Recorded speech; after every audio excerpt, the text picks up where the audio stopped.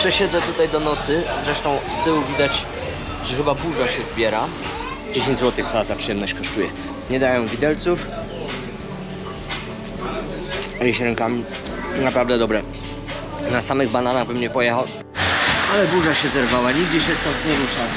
Ten wiatr mało nie zerwał tej blachy, pod którą siedzę. Dla mnie to jest zbawienie, bo po prostu pogoda się zrobiła. Od razu temperatura spadła o 10 stopni. Jest chłodniej. Jestem po prostu spalony, przegrzany, przepocony. A teraz taki powiew świeżości. Tak wygląda tropikalna burza. W sezonie deszczowym to tutaj naprawdę może dawać.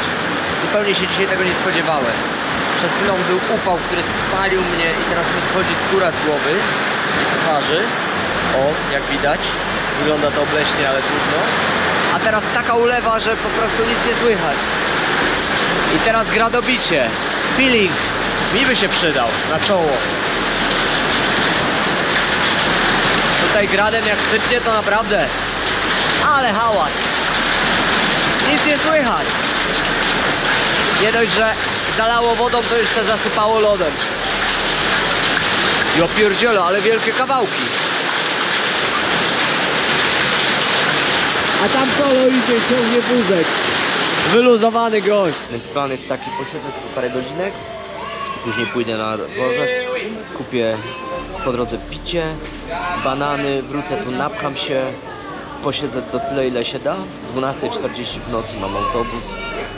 5 rano w Johannesburgu. A później od razu 2 godziny później na przesiadkę i ruszam daleko na wschód. Muszę to nagrać, chociaż pewnie nic nie będzie widać. Środek nocy, burdel na dworcu.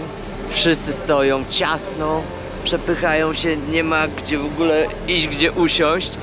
Najfajniejsze jest to, że nie ma toalety, więc wszyscy się załatwiają na dworze przy wszystkich. No jest niezła jazda bez trzymanki.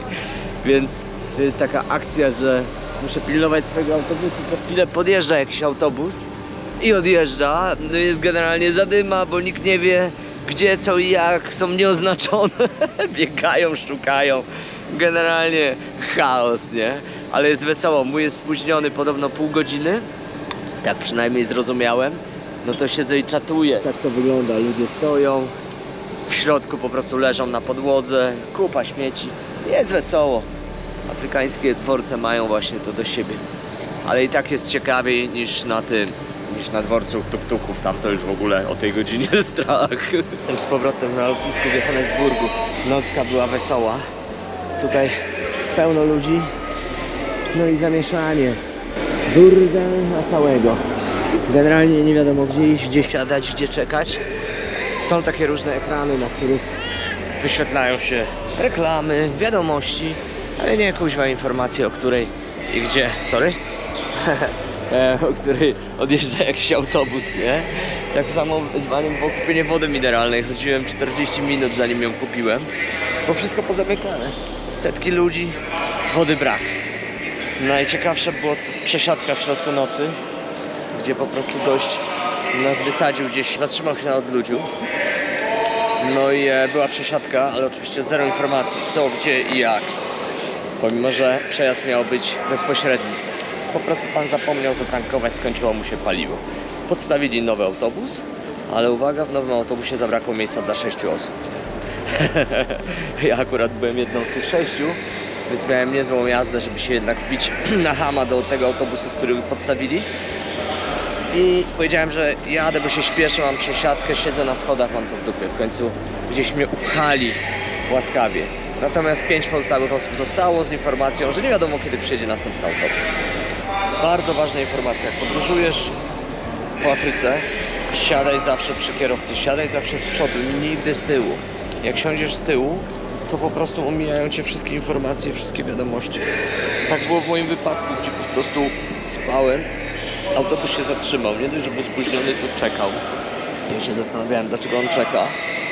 No jak się obudziłem, to się okazało, że siedzi w autobusie tylko 6 osób, w tym ja. No i że nie pojedziemy, bo tamten już jest pełny. A tutaj pan chodzi z jakimś nadajnikiem i napieprza, komunikaty. I naprawdę nie zdziwiłbym się, jakby to były reklamy zamiast jakichś informacji. Raczej reklamy. A może zaraz będzie po angielsku. Tak czy inaczej, Bardzo ważna rzecz. Siadasz z przodu. Choćby z tego powodu, że jak są postoje,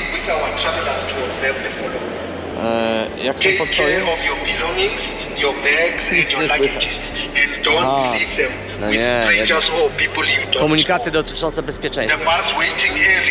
Czyli ja pierdziel, ale na pieprze. Ja tu nagrywam, nie przeszkadzaj. Jezus. No dobra, poszedł. Bardzo dobrze. Muszę kończyć, zanim wróci. No i jest taka akcja, że wiadomo, są postoje na siku i tak dalej. Więc zanim ci wszyscy ludzie z autobusu się wygrzebią, tracisz 5 minut, więc masz, jeżeli siedzisz z tyłu, więc masz 5 minut krócej. Jak jesteś z przodu, wyskakujesz jako pierwszy i no ogarniasz tematy. Później tak samo łatwiej się zapakować. Zdecydowanie z przodu.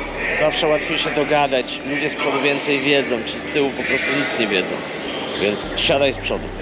Nigdy z tyłu. Dobra. Wszystko tu zamknięte. Apteka, żeby kupić jakiś krem na tą twarz. Wszystko.